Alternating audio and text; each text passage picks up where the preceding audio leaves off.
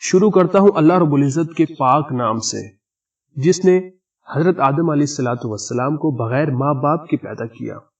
خواتین کے گھریلو سوال و جواب۔ مغرب کے بعد جھاڑو لگانا سوال۔ بعض لوگ یہ کہتے ہیں کہ مغرب کے بعد جھاڑو نہیں لگانا چاہیے کیونکہ اس سے رزق میں بے برکتی اور گھر میں نحوست آتی ہے۔ یہ بات کہاں تک صحیح ہے؟ جواب سنیے جی۔ مغرب کے بعد جھاڑو لگانے میں کوئی مذائقہ نہیں ہے، مغرب کے بعد جھاڑو نہیں دینی چاہیے۔ یہ لوگوں کی اپنی بنائی ہوئی بات ہے۔ شریعت میں مغرب کے بعد جھاڑو دینے میں کوئی ممانعت نہیں ہے اور نہ ہی اس سے رزق میں بے برکتی یا نحوست آتی ہے۔ سوال نمبر 2، کیا خواتین کے لیے جھاڑو پوچھا لگانے کے بعد نہانا ضروری ہے؟ جواب سنیے گا جی۔ جھاڑو لگانے کے بعد نہانا شرعی طور پر ضروری نہیں ہے اور نہ ہی شریعت نے اس کا مطالبہ کیا ہے۔ کام کی نوعیت کے اعتبار سے اس کا فیصلہ کیا جائے گا۔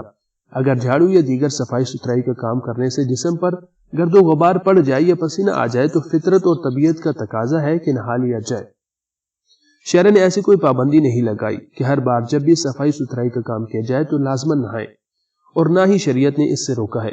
اگر کسی کی طبیعت نہانے کا تقاضا کرے تو شرعاً کوئی رکاوٹ بھی نہیں۔ سوال، پیشاب کے بعد استنجا کرنے کی صورت میں کیا پیشاب کی شرمگاہ کے نیچے والے بال بھی پاک ہو جاتے ہیں یا نہیں؟ مزید یہ کہ استنجا میں ایک پانی کس طرح ڈالیں کہ سب جگہ پاک ہو جائے؟ مجھے اس بارے میں وہم ہوتا ہے کہ شاید وہ بال ناپاک رہتے ہوں گے، رہنمائی کریں۔ جواب، استنجے میں پانی ڈالنے کی شرمگاہ کے علاوہ کوئی خاص حدود اور مقدار مقرر نہیں ہے، بلکہ صرف اتنی مقدار میں اور اس حد تک پانی ڈالا جائے جس سے پاکی کا غالب گمان ہو جائے۔ جی ہاں، اگر وسوسہ ہوتا ہو تو 3 مرتبہ دھو لیا جائے۔ اسی وجہ سے شرمگاہ کے نیچے کے بالوں کو عام حالات میں دھونا ضروری نہیں، بلکہ صرف اس وقت ضروری ہے جب ان پر نجاست لگی ہوئی ہو۔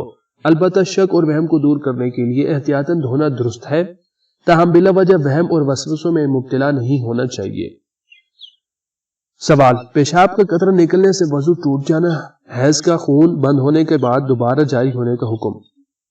ٹھیک ہے، ایک خاتون نے حیض کا خون رکنے کے بعد غسل کر کے نماز ادا کی، قرآن پاک کی تلاوت اور دیگر عبادات کی۔ تلاوت سے فراغت کے بعد دوبارہ خون جاری ہو گیا۔ سوال یہ ہے کہ پڑھی گئی نماز اور دیگر عبادات کا کیا حکم ہے؟ جواب، سوال میں پوچھی گئی صورت میں اگر ایام عادت کے مطابق خون بند ہونے کے بعد دوبارہ جاری ہوا ہو تو خون کے بند ہونے کا انتظار کیا جائے گا۔ اگر 10 دن کے اندر اندر خون بند ہو جائے تو یہ سارا حیض شمار ہوگا اور سمجھا جائے گا کہ عادت بدل گئی، ان دنوں کی نمازیں معاف ہیں۔ اور اگر خون 10 دن سے زیادہ جاری رہے تو عادت سے زیادہ جتنے دن گزرے ہیں وہ استخاذہ کے شمار کیے جائیں گے اور ان تمام دنوں کی چھوٹی ہوئی نمازیں قضا کرنی ہوں گی، یعنی چھوٹی ہوئی نمازیں قضا کرنی ہوں گی۔ لہٰذا اس صورت میں عادت کے مطابق خون بند ہونے کے بعد جو نماز اور عبادت آپ نے کی ہے وہ ادا ہوگی، اس کے ادا کی ضرورت نہیں ہے۔ سوال، اگر عورت فنگرنگ یعنی اپنے ہاتھ سے شرمگاہ کو مسل کر فارغ کر لے تو کیا اس سے غسل فرض ہو جاتا ہے؟ جواب، غسل واجب کرنے والی چیزوں میں سے ایک چیز شہوت کے ساتھ انزال یعنی منی خارج ہونا ہے، چاہے جس طریقے سے ہو۔ سوال میں پوچھی گئی صورت میں چونکہ عورت کو شہوت کے ساتھ انزال ہو گیا ہے اس لیے اس پر غسل کرنا واجب ہے، البتہ قضائے شہوت کے لیے ایسا غیر فطری طریقہ اختیار کرنا شرعاً درست نہیں ہے، اس لیے اس سے اجتناب کرنا لازمی ہے۔ خدارہ اس چیز سے بچیں، ان کاموں سے بچیں۔ حیض کی حالت میں سورت ملک سورت واقعہ پڑھنے کا حکم۔ سوال، سورت ملک اور سورت واقعہ وغیرہ حالت حیض میں پڑھنا شرعاً ممنوع ہے؟ ٹھیک ہے۔ سوال، میرا ایک چھوٹا بچہ ہے، اس کی پوٹی پاخانے میں واش بیسن میں دھلاتی ہوں اور پھر اس بیسن کو اچھے سے دھو بھی لیتی ہوں، کیا اس بیسن میں بھی وضو کر سکتی ہوں؟ جواب، واش بیسن میں بچے کا پیشاب پائخانہ دھلوانا نفاست کے خلاف ہے، تاہم اگر بچے کا پائخانہ دھلوانے کے بعد واش بیسن کو اس طرح سے دھو لیا جائے کہ اس پر کسی قسم کی نجاست کا اثر باقی نہ رہے تو ایسے واش بیسن پر وضو کرنا جائز ہے۔ سوال، السلام علیکم، کپڑے پاک کرنے کا طریقہ کیا ہے؟ محض یہ بھی بیان فرما دیں کہ جس ٹب یا بالٹی میں وہ نجس کپڑے پاک کیے جائیں کیا اس کا دھونا بھی ضروری ہے؟ جواب، ناپاک کپڑے پاک کرنے کا اصل طریقہ یہ ہے کہ انہیں 3 مرتبہ پانی سے دھویا جائے اور ہر مرتبہ اچھی طرح اپنی اور کپڑے کی طاقت کے مطابق نچوڑنا ضروری ہے۔ اتنا زیادہ زور لگانا کہ ایک قطرہ بھی باقی نہ رہے ضروری نہیں ہے۔ نمبر 2، جس بالٹی میں ناپاک کپڑے دھوئے جائے اسے بھی بعد میں پاک کیا جائے گا، اور ناپاک بالٹی کو پاک کرنے کا طریقہ یہ ہے کہ بالٹی کو 3 مرتبہ پاک پانی سے دھو لیا جائے، اس سے ناپاک بالٹی پاک ہو جائے گی۔ سوال، مفتی صاحب کیا خواتین غسل خانے میں کپڑے اتار کر غسل کر سکتی ہیں؟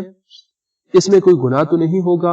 ایک مولانا صاحب نے کہا ہے کہ کپڑے پہن کر غسل کیا کرو، برائے کرم اس کی بھی وضاحت فرما دے۔ جواب سن لیجئے گا جی، غسل خانے میں بہتر تو یہی ہے کہ 70 والے حصے پر کوئی کپڑا ڈال کر غسل کریں، لیکن اگر پردے کا پورا انتظام ہو اور کسی کی نظر پڑنے کا اندیشہ نہ ہو تو بغیر کپڑا ڈالے بھی غسل کر سکتی ہیں، اس میں کوئی حرج نہیں ہے۔ سوال: کیا بچے کا ڈائپر تبدیل کرنے سے وضو ٹوٹ جائے گا جبکہ بچے کو ٹیشو سے صاف کیا گیا ہو اور اس کے اعضاء کو براہ راست ہاتھ نہ لگایا ہو؟